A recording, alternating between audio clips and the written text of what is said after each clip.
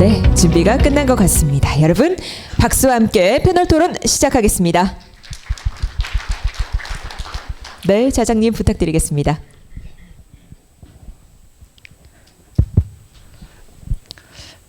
저는 소프트웨어 정책연구소 진혜승 팀장이고요. 저만 이렇게 테이블이 있으니까 좀 부담스럽긴 한데 사실은 저희가 자석을 5개 준비하셨는데 한 분 안 되신다는 분이 한 분 더 이제 발표자 분께서 가능하게 돼서 이렇게 책상한 거고요. 저만 이렇게 틀려고 한 건 아닙니다. 네. 일단 발표하신 분들은 이제 발표를 들으셨고요. 이제 패널로만 참석하신 그 배두환 교수님하고 황정규 교수님의 좀 모두 발언 듣고 그다음에 토론하도록 하겠습니다. 네, 배두환 교수님. 예, 안녕하세요. 제가 그냥 앉아서 인사드리겠습니다. 카이스트의 배두환입니다. 오늘 제가 오전부터 오지는 못했는데 이제 오후에 와서 재미있는 세션들 많이 들었고요. 그래서 아마 이제 저희 아마 여기 계신 분들 다 이제 이 안전에 대해서 관심이 많아서 오신 것 같은데 제가 여러분들하고 그냥 이제 하루 종일 이제 이 강연 들으시느라고 수고하셨을 텐데 제가 한번 뭐 하나 여쭤볼게요. 번개 맞아 죽을 확률하고 상어에 물려서 죽을 확률하고 어떤 게 높은지 아십니까? 네, 교수님 혹시 마이크를 조금 더 가까이 부탁을 드리겠습니다. 고맙습니다. 인터넷에 보시면 번개에 맞을 확률이 14,600분의 1이고요. 그 다음에 상어한테 물릴 확률이 20만 분의 1이에요. 근데 사실 우리 이제 살면서 번개 맞거나 상어에 물릴 걱정 별로 안 하고 산단 말이에요. 자, 여러분들 이제 비행기 사고로 내가 죽을 확률은 얼마 정도 되실 것 같습니까? 생각해 오신 분 계신가요? 3만 분의 1이요? 그거보다 7만 분의 1이요? 제가 본 걸로는 거의 한 100만 분의 1 정도 되더라고요. 100만 분의 1이면 이거 뭐 무지하게 안전한 건데 내가 왜 걱정을 하느냐라고 생각하실 수가 있는데 이제 미국에 제가 어디라고 얘기는 안 하지만 굉장히 큰 항공사가 하루에 비행기를 6,700번을 띄워요. 6,700번을 1년에 365일을 그대로 다 띄우면 거의 200만 번을 비행기를 띄우면 그 비행기가 1년에 2번 정도는 떨어질 수 있다라는 거죠. 그러면 이제 내가 그 항공사 그거 타도 될까? 사실은 확률은 굉장히 떨어지는데 사실은 사람이 기대치는 굉장히 높거든요. 자, 이제 제가 왜 이 말씀을 드렸냐면 이게 제가 시간이 얼마나 있는지 모르겠는데 지난 한 1년 반 사이에 보잉이 만든 그 737 맥스라는 비행기가 5달 간격으로 비행기가 2대가 떨어졌어요. 그래서 그게 346명의 사람이 죽었습니다. 비행기 탔던 사람 모두. 그러니까 이제 그게 사실은 이제 이 세이프티에 물론 이제 그거는 뭐 100만 분의 1 뭐 이런 거보다 훨씬 확률이 더 높았겠죠. 그래갖고 그 비행기가 이제 저희가 사람이 쓰지를 못하고 뭐 지금 이제 뭐 여러 가지 검사를 막 하고 있는 중인데 몇 가지 보면은 그게 결국은 그 돈을 줄이기 위해서 뭐 했던 거 뭐 설계의 문제, 그다음에 매니지먼트의 문제, 그다음에 이제 FAA라는 그 이제 인증해주는 그 안전을 인증해주는 그 기관이 약간 이제 자기네 역할을 좀 게을리했었던 결국은 많은 부분이 이제 사람의 실수에 의해서 생겨난 부분들인데 이제 앞서 뭐 여러분 보신 대로 이제 자동차 뭐 이런 이제 점점 오토노머스한 이런 드라이빙 이제 생기고 하다가 보면은 AI뿐만 아니라 소프트웨어 시스템이 점점 커지면서 사실은 그 세이프티에 관련된 굉장히 내가 핸들링할 수 없는 그런 부분들이 굉장히 커지고 있는 것 같습니다. 이제 그러다 보니까 이게 이제 여러 가지 굉장히 세이프티 관련해 가지고 AI에 대한 부분뿐만 아니라 소프트웨어 전반적으로 우리가 많은 고민을 더 많이 해야 되는 그런 시대가 오고 있는 것 같고요. 제가 아마 이제 시간이 거의 다 돼가는 것 같은데 제 생각에는 아마 스탠다드에 대한 부분, 세이프티에 관련되는 스탠다드를 과연 이제 우리가 앞으로 어떻게 만들어 갈 것이냐. 이게 이제 안전을 위해서 중요할 뿐만 아니라 저는 안전 산업이라는 측면에서도 굉장히 중요한 핫한 이 주제가 될 거라고 생각을 하고 있고요. 거기에 따라서 인재 양성도 해야 되고 또 R&D 앞에 우리 이 교수님 얘기하실 때 이제 AI의 이제 베리피케이션 어떻게 AI 시스템에 뭐 이제 그래서 XAI 같은 말씀도 하셨는데 그것뿐만 아니라 굉장히 많은 R&D가 우리가 필요로 하고 전문가들을 키워야 되고 표준화 활동을 해야 되는 그런 굉장히 저희한테는 굉장히 중요한 이슈들이 우리 앞에 있고 또 어떤 산업적인 면에서도 저희가 굉장히 키워야 할 부분들이 있는 것 같고요. 이제 그런 측면에서 저희가 이제 안전 포럼, 아까 우리 진 박사님 잠깐 말씀하셨던 그런 포럼이 아마 이제 그 협회가 조만간에 이제 아마 발족을 하게 될 것 같습니다. 그래서 여기 계신 많은 분들이 좀 참여를 적극적으로 해주시면 좋겠습니다. 예, 마치겠습니다. 예, 전반적으로 배도환 교수님께서 그 소프트웨어 안전이 얼마나 중요하고 우리가 앞으로 신경 써야 되고 포럼을 통해서 좀 더 노력하자 이런 말씀해 주셨습니다. 그 다음은 그 철도기술연구원의 황정규 박사님이 그 철도 도메인에서 그 오랫동안 연구하신 거에 대해서 예, 소프트웨어 안전 관점에서 좀 말씀해 주시겠습니다. 예, 안녕하세요. 한국철도기술연구원의 황종규라고 합니다. 제가 오전에는 참석을 못하고 오후에 이제 잠깐 와가지고 들었었는데요. 주로 이제 AI라든가 이제 자율주행 오토노머스 쪽에 어떤 소프트웨어 안전 쪽에 중심돼서 발표를 하시던데 철도 같은 경우에는 일단 먼저 말씀드리면 그 일단 열차 제어나 어떤 열차에 들어가는 어떤 소프트웨어나 어떤 이런 부분들 같은 경우는 아직까지 뭐 AI라든가 이런 식으로 해가지고 적용을 하지는 않고 있고요. 어떤 그런 부분은 연구는 이제 시도가 되고 있지만 아직은 뭐 그 현실 적용은 좀 시기상조인 것 같고요. 국내 현실을 말씀드리면 그 철도 차량이나 그쪽에 이제 소프트웨어 안전 부분은 철도는 어느 다른 도메인보다 더 세이프티 크리티컬하기 때문에 오래 전부터 우리나라뿐만 아니라 해외에서도 그렇고 국제적으로도 이제 소프트웨어에 대해서 그 검증하고 인증하고 하는 체계가 많이 구축되어 왔지만 이제 우리나라에서는 이제 몇 년 전에 광제화되면서 이제 지금은 이제 국내에 도입되고 있는 철도 차량에 들은 열차 제어 시스템들은 다 이제 국제 표준에 맞춰서 검증을 하고 인증을 받은 시스템이 적용이 되고 있고요. 그게 재작년에 이제 적용이 되다 보니까 이제 실제 적용되는 차량 같은 경우는 내년도 내년 여름쯤 될 텐데 서울 2호선의 차량이 이제 처음으로 이제 검증이 된 차량이 들어갈 거고요. 물론 그전 차량들이라도 뭐 검증이 안 됐다고 해가지고 뭐 표준에 맞 검증 안 됐다고 해가지고 안전한 건 아니지만 그래도 좀 더 이렇게 체계적으로 이렇게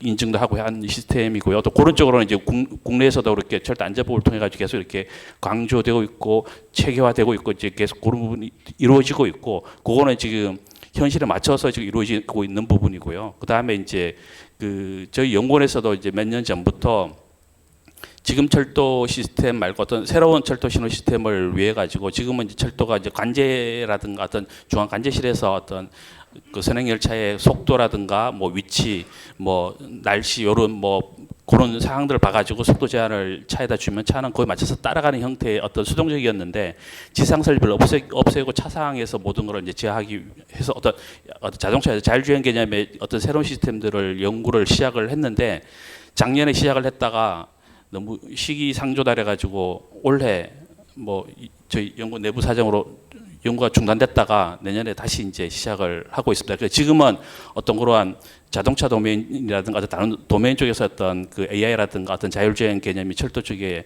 이제 개념을 정립하고 있는 단계고 오로지 개념이 정립되고 나면 그 다음에 이제 그 부분이 어떤 테스팅이든 검증이든 이런 부분이 이루어질 것 같습니다. 예, 뭐 그거는 이제 미래 철도 부분이고 현재 지금 철도 시스템들 같은 경우는 뭐 나름대로 충분히 우리나라도 다른 나라 못지않게 충분히 이제 검증을 해 나가면서 체계를 구축해 나가면서 하고 있다는 걸 말씀드리겠습니다. 예, 이상입니다. 예, 황정규 박사님 감사합니다. 그 자율주행 쪽에 연구하시다가 좀 중단하셨다고 하셨는데요.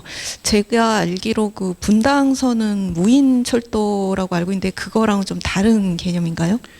예, 지금 분당선이나 최근에 개통한 김포 경전철 같은 경우가 인천 2호선 같은 경우 다 무인 운전으로 이루어지고 있는데 그거는 이제 철도 쪽에서는 자율 운행 시스템이라고 얘기를 하지 않고 그거는 이제 관제실이 있어서 관제실에서 어떤 그 정해진 소프트에 맞춰가지고 이렇게 그 룰에 맞춰가지고 가는 거고 저희도 이제 새로 차세대의 어떤 신호 시스템으로서 자율주행이라고 이름을 붙여서 하고 있는 것 같은 경우에는 어떤 관제 기능도 대부분은 이제 차에다 넘기고 어떤 선로변 설비나 관제 설비들 최소화시켜서 좀 더 이제 차가 자율적으로 이렇게 판단하고 가자라는 어떤 그런 측면이라서 지상설비를 좀 더 최소화시키는 측면이라서 약간 새로운 개념의 시스템이고요. 그거는 우리나라에서도 이제 막 시작을 하고 있고 유럽 같은 경우도 이제 프랑스 같은 경우에도 제가 알기로는 이제 몇 년 전부터 그런 프로젝트를 장기 프로젝트를 해가지고 진행하고 있는 걸로 알고 있습니다. 근데 아직까지는 뭐 전 세계에 그 레버리지 서비스 되고 있는 거는 없고요. 이제 지금 개념 정립하면서 이제 열심히 이제 R&D에 나가고 있는 단계에 있습니다. 예. 예, 저기 프로에 계신 분들도 저희 그 모바일 시스템에 질문 있으시면 올려주시면은 예, 진행하도록 하겠습니다. 그 김용호 부상장님은 발표하실 때 AI 테스트를 좀 중점적으로 말씀해 주셨는데요. 그러면은 소프트웨어 테스트는 좀 어떻게 되고 있는지 그거를 잠시 말씀해 주시면 좋을 것 같습니다. 그 AI도 그렇고 소프트웨어도 그렇고 요즘 많은 도메인에서 안전이 중요하게 받아들여지고 있는데요. 거기에 가장 큰 배경은 뭐냐면은 사실 기존에는 소프트웨어를 활용한 제어가 그렇게 많지가 않았습니다. 컴퓨팅 파워도 제한이 있었고 그 다음에 걔가 어떠한 동작을 할지 모르다 보니까는 사용이 적었었는데 사실 요즘은 컴퓨팅 파워가 어마어마하거든요. 그러다 보니까는 그 컴퓨팅 파워를 활용해서 무언가 새로운 비즈니스를 만들어낼 수 있는 여지들이 굉장히 큽니다. 그러니까 당연히 사업하시는 분들 쪽에서는 그런 것들을 이제는 저희가 놓칠 수 없는 분야가 되는 거고 그러다 보니까는 최근에 나온 자동차 같은 경우에 보시면은 소프트웨어 코드가 그러니까 몇 천만 라인을 넘어가고 있는 걸 탑재하고 있습니다. 그렇게 되다 보니까 당연히 그 테스트 해야 될 양 자체가 이제 굉장히 많아지게 되는 문제가 생기게 되는 거고 그런 문제를 지금 저희들도 이제 어차피 비즈니스는 앞서가고 있는 거고요. 그 비즈니스 앞서가고 있는 거에 대해서 저희는 어떻게 쫓아갈 것이냐 이제 고민을 하고 있다라고 보시면 될 거고요. 아마 이거는 좀 철도랑은 다르게 좀 약간 커머셜한 그러한 그 시장의 스탠스라고 말씀드릴 수 있을 것 같습니다. 예, 이상입니다. 예, 잘 들었습니다. 그 임재훈 부장님은 그 자율주행 자동차 쪽에 많이 사례를 들어서 말씀을 주셨는데요. 혹시 드론 쪽도 어떤 그 최신 동향 같은 거에 대해서 조금 말씀해 주실 수 있나요? 감사합니다. 제가 아까 설명드리지 못한 뒤쪽 슬라이드가 사실 이 부분에 대한 부분인데요. 여러 가지 이름으로 불립니다. PAB, Personal Air Vehicle, UAM, Unmanned Air Mobility 또는 VTOL, Vertical Takeoff and Landing 다 사람 태우고 다니는 드론이라고 생각하시면 됩니다. 사람 태우고 다니는 드론들이 앞으로 자율주행 자동차보다 훨씬 더 빨리 우리 실생활에 오게 될 것이라고 하는 게 업계의 지배적인 견해입니다. 왜냐하면 그 드론들은 운전자 없이 자율주행으로 비행을 하게 될 텐데 아시다시피 창공에는 뭐 그닥 장애물이랄 만한 게 없습니다. 보행자도 없고요. 예. 그리고 기껏 날아다니는 드론들이라 하더라도 대부분 항로가 정해져 있고 주요 큰 빌딩들의 옥상에 있는 헬리포트들에서 다른 헬리포트로 옮겨 다니거나 핵심적인 그들만의 정류장을 통해서 날아다니게 되어 있기 때문에 그렇게 자율성, 이렇게 복잡도의 측면에서 저희가 자율주행을 구현해내기에 굉장히 쉬운 빨리 상용화할 수 있는 그런 기술이 되겠습니다. 그래서 지금 그 부분에 대해서 굉장히 많은 연구와 활동이 일어나게 되고 저희도 국내외 여러 기관과 함께 같이 작업을 하고 있습니다. 예, 감사합니다. 그 이상균 교수님 발표하실 때 그 기계학습 방법론 취약성 말씀해 주셨는데요. 사실 AI 쪽에 굉장히 기술이 발전되고 좀 혁신적으로 발전하고 있는데 사실 뭐 그 안전 쪽에 대해서는 조금 미약한 면이 있지 않은 것 같거든요. 그래서 그거에 대해서 의견 한번 말씀해 주시면 감사하겠습니다. 네, 감사합니다. 그 사실 소프트웨어를 여러분들이 안전 신뢰성에 대한 어떤 체계를 구축하고 이런 것들 저희가 만들고 시험 검증하게 되기까지 굉장히 오랜 시간이 걸린 걸로 저는 알고 있거든요. 한 30-40년 이상의 시간이 걸렸는데 AI는 지금 막 학교에서 나와서 이제 사회 전반적으로 사용되려고 하는 이런 시기입니다. 그래서 이런 게 준비가 안 된 게 사실은 맞고요. 이런 게 구축되기 위해서 굉장히 오랜 시간이 필요하리라고 이제 다들 생각을 하고 계시고 대신에 이제 기존 소프트웨어랑은 좀 다른 게 기존 소프트웨어는 어떤 확률적인 요소가 들어가진 않거든요. 근데 이 AI라는 것이 기본적으로 어떤 통계나 확률에 기반을 하고 있기 때문에 불확정적인 요소들이 있습니다. 그래서 우리가 불확정적인 요소가 있는 소프트웨어를 어떻게 시험 검증할 것인지 여기에 대해서 고민이 굉장히 많이 필요할 것 같고, 이게 단지 뭐 소프트웨어 엔지니어링이나 이런 단계에서 머무르는 것이 아니고 디자인이나 이런 단계가 아니고 이제 AI 자체에 대해서 근본적인 질문을 던져야 되는 것들도 많이 있습니다. 그래서 여기에 대해서 뭐 국내에서뿐만 아니고 해외에서도 특히 구글을 중심으로 많이 연구를 하고 있고요. 저희가 이제 협력 관계를 구축을 해서 아까 말씀하셨지만 이제 아까 테스트 케이스 이런 것들 많이 필요하거든요. 네, 그래서 거기에 대해서 협력 체계를 구축하고 같이 연구하는 이런 자세가 필요하리라고 생각을 합니다. 예, 감사합니다. 지금 제가 이 모바일 시스템 보니까 질문이 나오고 있지는 않는데요. 혹시 오프라인으로 질문하실 분 있으면은 손 들어 주시면은 아마 마이크 전달에 예. 비잔 예, 발표 연사님이 네. 예. You can We will deliver the microphone. Okay. It was even hard for me to tell there was a person on the slide. And I'm wondering, do we have higher expectations of AI than human people to be able to discern if there's a person that seems or the way I made it? So can you repeat the final part of the question? The volume was a little too small, I guess. Yeah, so the final part, this summary, is that do we have higher expectations of AI than even human beings? Because even I couldn't tell if there was a person in some of the scenes. But if I can't tell, let's say I'm driving the car, if I can't tell there's a person there, I could just as well hit them. And so when we don't accept that performance from AI, we expect the autonomous cars not to hit. So we have higher expectations of AI than even humans. 뭐 어떻게 제가 대답할까요? 그래서 질문 주신 거는 이제 그러니까 아까 사람이 보기에도 굉장히 분별하기 어려워 보이는 장면들이 있었는데 거기에 대해서 AI가 더 잘할 거라고 이제 생각을 하냐고 질문해 주신 것 같은데. So I'll answer in English. So I think we should be AI can be performed better than human beings for a limited task like for instance the perceptions. Although he talked that perception is also very difficult, but for this limited task, I think there is a room for AI to perform better than human beings. But when it comes to like some complex decision making, I think AI is still very far behind human beings when it comes to making complex decisions. So we have. So I think one of the speakers talked that we actually need to combine like rules and human decision part into with the AI so that we can make better decisions, right? And 예, 그리고 저는 이제 한국말로 답변을 드릴 것 같은데요. 그러니까는 분명히 저희 자율주행차를 만들 때는 분명히 상품성이라는 이슈가 있습니다. 그러니까는 분명히 많은 분들이 사람보다는 일반적인 노멀 드라이버보다는 훨씬 더 잘 주행하기를 바라거든요. 근데 당연히 또 완벽한 사고를 내지 않는 차량은 불가능합니다.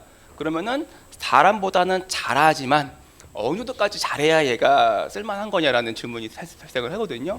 가지고 일단은 지금은 제가 알기로는 독일인데요. 독일에 있는 독일에서 하고 있는 한 과제 중에 하나가 자율주행 차가 얼마큼 운전을 잘해야 사람보다 잘하는 거다라는 기준을 잡아보고 있는 과제를 진행하고 있습니다. 근데 아마 그게 내년 말인가 아마 끝나는 걸로 알고 있는데 그때쯤 되면 물론 이제 정확하게 사람보다 잘한다는 게 뭐인지에 대해서는 더 많은 연구가 있어야 되겠지만 어떤 하나의 단계를 넘어가는 결과가 나올 거라 기대하고 있어서 많은 분들이 지금 그 과제를 유심히 보고 있습니다.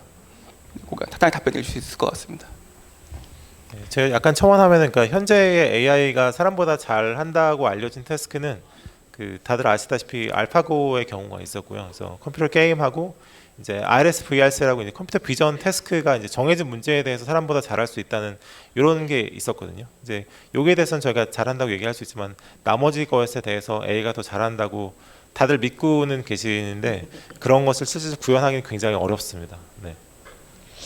그래서 그 관련해서 아까 류현수 박사님이 발표하시는데 이제 이거를 상용화 관점에서 본다면 한 100년 기다려야 AI가 제대로 되지 않을까 뭐 그런 말씀하신 것 같고요. 그거에 대해서는 의견이 굉장히 분분한 것 같습니다. 그리고 그거 지금 말씀하시는데 질문이 올라왔는데요. 이상근 교수님한테 AI 모델의 검증이 불가능하다면 그 미션 크리티컬 시스템에 AI 소프트웨어를 사용하는 게 불가능하지 않을까요? 첫 번째 질문이 왔고요. 그 다음에 두 번째 질문이 대신 트레이닝 데이터에 대한 퀄리피케이션으로 검증을 하는 것에 대한 의견을 구합니다. 이렇게 질문이 왔습니다. 네, 굉장히 좋은 질문 주셨는데요. 그러니까 아까 말씀하셨듯이 테스팅만으로 부족하기 때문에 이제 베리피케이션을 해야 되는데 그것이 굉장히 어렵습니다. 근데 저희가 사실 테스트 데이터로부터 그와 비슷한 무한히 많은 데이터를 만들어내야 되는데 여기에 대한 이제 AI 자체의 이론적으로 이런 것이 준비가 되어 있지 않기 때문에 여기에 대한 이론적 연구도 진행이 되고 있고요. 한 가지 프랙티컬한 솔루션 여러분들이 아마 잘 아실 뭐 겐 또는 한국에서 간이라고 불리는 이런 메커니즘을 사용해서 저희가 주어진 데이터로부터 새로운 데이터를 만들어낼 수가 있거든요. 요새 문제가 되고 있는 딥페이크 같은 건 사실 그런 메커니즘을 사용한 것인데 이것을 사용하면은 이제 굉장히 많은 다양한 시나리오에 대해서 저희가 테스팅을 진행할 수 있겠죠. 하지만 이 겐 자체는 이제 따로 존재하는 기술이고 이것을 저희가 베리피케이션에 어떻게 접목할지는 좀 더 연구가 필요한 상황입니다. 그리고 아까 트레이닝 데이터로 하시는 거 말씀하셨는데 이제 그렇게 하면 저희가 소위 과적합이 일어날 경우가 가능성이 굉장히 크기 때문에 트레이닝 데이터로 테스팅을 진행하는 것은 별로 바람직하다고 생각하지 않습니다. 그리고 또 질문이 하나 올라왔는데 자율주행 측면에서 볼 때 인간은 빅데이터의 시뮬레이션 없이도 거의 정확한 판단을 하는데 딥러닝 등이 인간이 사물을 구물하는 원리를 모방하지 못했기 때문인가요? 이렇게 질문을 하셨는데 대답을 임재훈 부장님이나 김영호 부사장님 하시면 어떠실까요?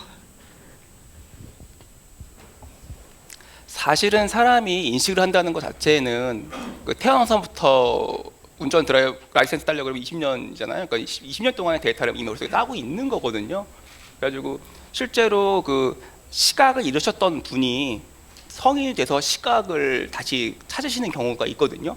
그런 분들 보시면은 유리질을 잘 인식을 못 하세요. 유리벽에 부딪히는 현상들이 발생을 하시거든요. 그러니까 사실은 인간이 굉장히 쉽게 한다 생각하시는 것들이 많은데 그 많은 것들이 이미 그 저희가 올해 학습을 통해서 배웠던 것들도 있고요. 그 다음에 사실은 인간 뇌 자체도 그 어떤 뭐 사람의 눈이라든가 입 부분을 인식하는 그런 부분들은 아예 인간 뇌 자체에 만들어져 있거든요. 그런 식으로 되어 있기 때문에 사실 저희가 인간의 그 뇌를 쫓아가려고 하는 모든 제너럴 태스크에서 쫓아가려고 하는 그런 일종의 슈퍼 AI를 만드는 데 있어서는 진짜 어마어마한 시간이 걸릴 거라고 예상이 되어지고요. 대신에 이제 저희가 어떤 태스크를 한정시킨다 그러면 특정한 태스크에 한해서는 인간보다 뛰어난 그러한 AI를 만들어내는 것은 또 짧은 시간에 또 가능할 거라고 생각이 되어집니다. 그래서 어떻게 말씀드리면은 뭐 AI가 모든 걸 풀 수 있는 문제라기보다는 저희가 어떻게 그 풀어야 될 문제를 잘 정의하느냐. 그게 아마 더 중요할 거라고 생각되어집니다. 예, 답변 감사합니다. 이제 더 이상 질문은 나오고 있지 않고요. 저희가 이제 이번 세션에 소프트웨어 이번 컨퍼런스에 그러니까 소프트웨어 안전이라는 이 국제 컨퍼런스에서 AI 안전에 대해서 굉장히 좀 집중해서 얘기하고 있는데요. 사실 AI 자체도 현재 제대로 그러니까 실용화되고 있지 않은 상태에서 요거에 대해서 이제 고민하는 거가 좀 빠르지 않나 하는 생각도 들기는 합니다. 그리고 이제 소프트웨어 안전 자체도 저희가 완벽하게 지금 하고 있지는 않은 상태거든요. 그래서 소프트웨어 안전 관점에서 요거를 좀 확보하려면은 이제 어떻게 하면 좋을지 이런 거에 대해서 혹시 누가 한번 얘기해 주시면 좋을 것 같습니다. 예, 배두환 교수.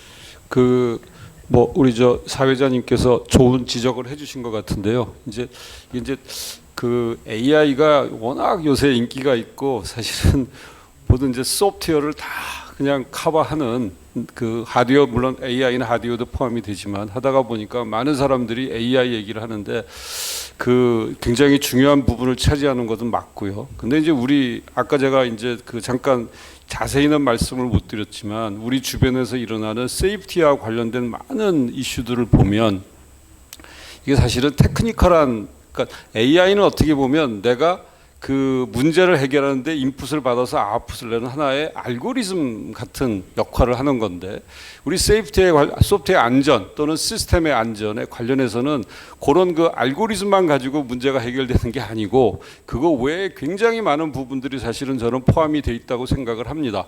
그래서 이제 또 다른 측면에서 보면 사실은 지금 아마 고속도로 상에서는 지금 가지고 있는 그 오토노머스 비이클 기술만 갖고선 운전 이제 모든 자동차를 그러니까 드라이버리스로 움직여도 아마 지금 일어나고 있는 고속도로 상에서 사고보다 저는 훨씬 적게 일어날 거라고 생각을 합니다.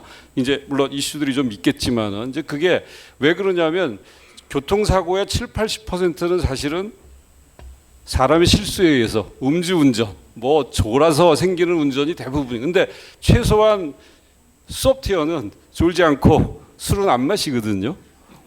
그게 굉장히 큰 포션을 차지할 수 있는 거죠. 그래서 이게 저희가 생각하는 이 안전이라는 부분을 AI가 분명히 굉장히 새로운 컴포넌트가 들어오기 때문에 그 부분에 대해서 굉장히 다양한 그 연구도 해야 되고 과연 이걸 내가 쓸 수 있는 거냐 이런 부분들을 고민을 해야 되지만 사실은 큰 안전이라는 틀 안에서 봤을 때는 이제 아마 우리가 지금까지 해왔던 내가 어떤 시스템의 에비던스를 어떻게 제공할 것이냐 또 사용자들을 어떻게 설득을 할 수 있을 것이냐 거기에 당연히 규제도 따라야 되고 정부의 어떤 법률 제정도 있어야 되고 그거는 한 국가만 할 수 있는 게 아니라 세계적인 어떤 컨센서스가 만들어져야 된다든지 그런 측면에서 이제 아까 제가 표준화 이런 활동들 말씀을 드렸는데 그래서 AI의 이 안전한 세이프티 크리티컬 시스템에서 AI 역할이 없다라는 게 전혀 아니고 AI란 새로운 이 컴포넌트가 들어왔을 때 기존의 세이프티하고 과연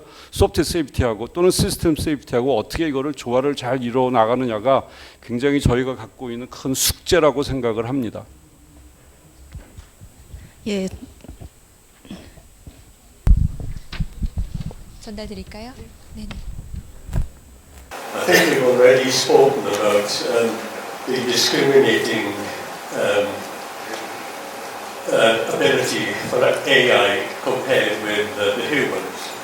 But there's also the aspect of constant alertness of an AI system. Its speed of decision making and the reaction it can produce in an automobile. I think slightly different aspects to AI than simply discrimination of obstacles. 예, 저도 그 부분에 대해서는 제가 충분히 동의를 합니다. 그래서 그 지금까지 말씀 모두 다 얘기하신 거에 대해서 이제 소프트웨어 안전을 어떻게 좀 저희가 확보할 것이냐에 대한 고민은 계속 있는 거고요. 앞으로도 이제 그 배도환 교수님이 말씀하신 것처럼 소프트웨어 안전에 대한 좀 표준도 고민을 하고 그 다음에 이제 여러 도메인 계속 얘기가 나오고 있거든요. 소프트웨어 안전하고 시스템 안전을 어떻게 구분할 거고 그 다음에 그 시스템 내에서 소프트웨어 안전을 하기 위해서는 제가 말씀드렸듯이 이제 지식 부분도 굉장히 중요하기 때문에 여러 협업이 필요하고 그래서 저희가 이제 포럼 같은 것도 계속 하려고 하고 같이 활동해 나가는 게 앞으로 굉장히 중요할 것 같습니다. 그래서 이제 시간이 거의 다 된 것 같아서 혹시 마지막으로 더 말씀하실 게 있으면 네.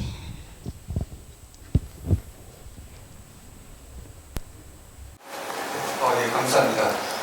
지금 이 두 개가 있는데 첫 번째는 지금 여러 가지 그 기술적인 부분을 말씀하셨는데 만약에 이런 안전을 생각할 때 우리가 또 한 번 생각해야 될 건 이제 모럴 디시전인데 이를테면 자동차를 몰고 가다가 아이와 노인이 있으면 꼭 피할 수 없다면 어느 쪽을 쳐야 되는가. 그 다음에 내 자동차 지금 충돌을 피할 수 없는데 운전자 쪽으로 충돌할 것인지 아니면 내 옆에 조수석 쪽으로 충돌할 것인지 이런 모럴 디시전에 대한 것은 앞으로 좀 해결하기 힘들지 않을까라는 생각이 들어서 이제 완벽한 자율주행이라는 것이 어느 정도 수준에서 가능할까는 이제 우리가 지금 이 수준에서도 한번 좀 생각해 봐야 되지 않을까라고 생각이 들고요. 그래서 두 번째는 아까 그 여러 개의 그 샘플들을 보여주셨는데 아까 그 adversarial examples 가운데서 제가 보기에는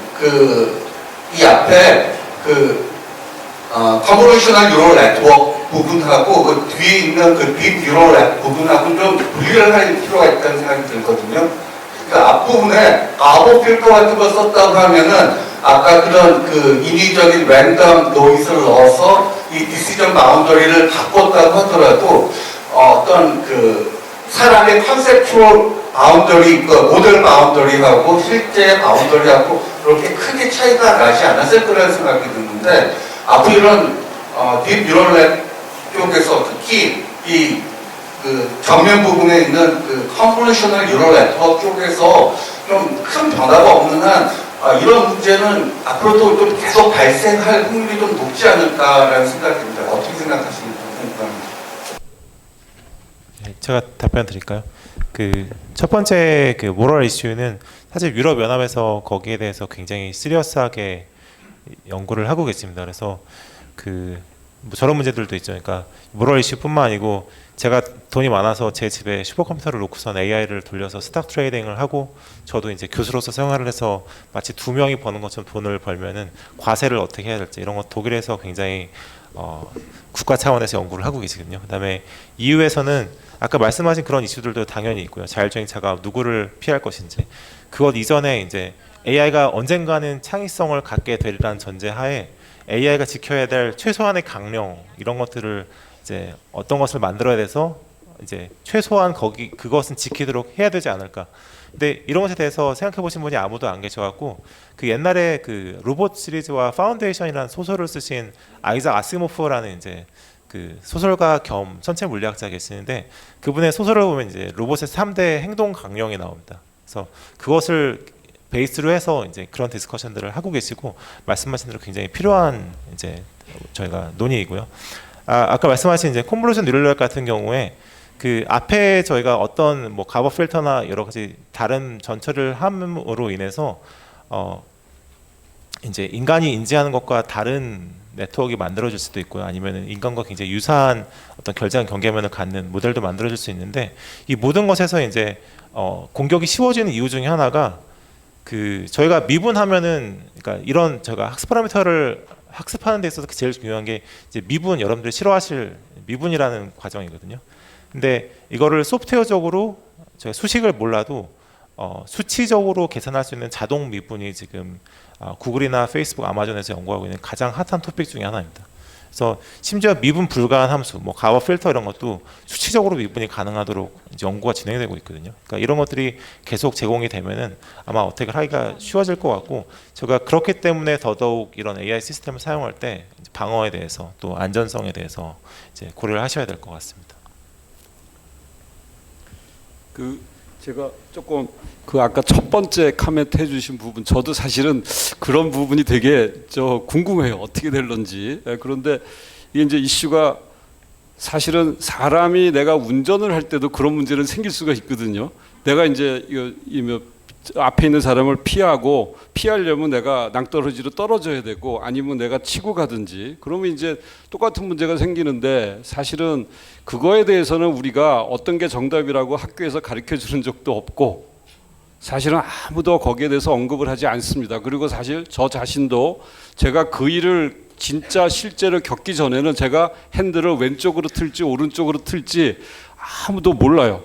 그 아무도 거기에 대해서 가르쳐주지 않는데, 이제 우리 아까 질문하셨던 익스펙테이션하고도 관련이 되는 이슈라고 생각이 되는데, 사람이 이 소프트웨어에 대한 거둔 기대는 엄청나게 높은 거죠. 그러다가 보니까 이제 그 부분은 저도 이게 이제 그래서 아까 제가 컨센서스가 필요할 것이다라는 말씀을 이제 잠깐 드렸었는데, 이제 그런 부분이 이제 굉장히 고민을 해야 되는 부분이라고 생각이 되는데, 이제 이슈는 사람이 했을 적에는 나중에 그 사람이 법적으로 문제가 있으면 재판에 데려다가 그 사람한테 죄를 물을 수가 있어요. 근데 이 소프트웨어는 도대체 이제 그럼 누구냐?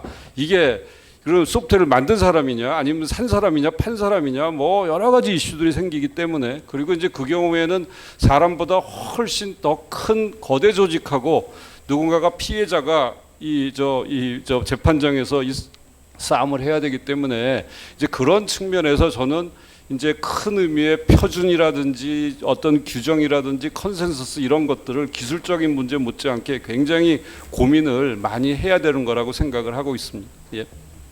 그리고 예. 그 도덕에 관련돼서 한 가지 더 답변을 드리면 이거는 뭐 공식 이견은 아니고 그냥 조크인데요. 그러니까 아까 말씀하신 대로 그러니까 도덕적인 문제잖아요. 그러니까 내가 운전자인 내가 죽을 것이 아니면 보행자를 칠 거냐 그런 문제가 있을 때 어떤 그런 모럴 프레임워크가 생기면 사실 그 자동차 완성차 입장에서는 어떤 책임을 지키거나 컨센서스가 이루어지거나 어려운 문제거든요. 그러니까 농담으로 운전자한테 고르게 할 거다. 옵션 어떤 모랄 디시전에 대한 프레임워크가 만들어지고 옵션을 운전자가 고르세요라고 하게 됐다고 하고요. 또 다른 농담에 들어가면은 거기에 대해서 그러면 많은 사람들이 자기가 죽는다고 할 거다라고 하더라고요. 왜냐면은 명시적으로 결정을 내릴 때 난 쟤를 차서 죽을래요라는 결정을 내릴 수 있는 사람들이 많지가 않다라고 하거든요. 그래서 아마 그것도 하나의 답이 될 수 있을 거라고 하는데 아직까지는 그건 조크입니다. 진짜 결정은 더 많이 연구가 돼야 될 부분입니다. 예. 예, 지금 AI 윤리 문제 나오니까 뭐 끝이 없이 토론이 되려고 하는데요. 이거 뭐 하기 시작하면 하루 종일 할 수 있을 것 같고요. 예, 맞습니다. 이게 AI 윤리의 문제가 아니라 사실 사람의 윤리부터 정리를 해야 이게 기술로 구현이 가능한 거거든요. 그래서 여기까지 일단 정리를 하고, 예, 지금까지 참석해 주신 발표 토론 패널 토론자들한테 박수 한번 주시고 마치겠습니다. 감사합니다.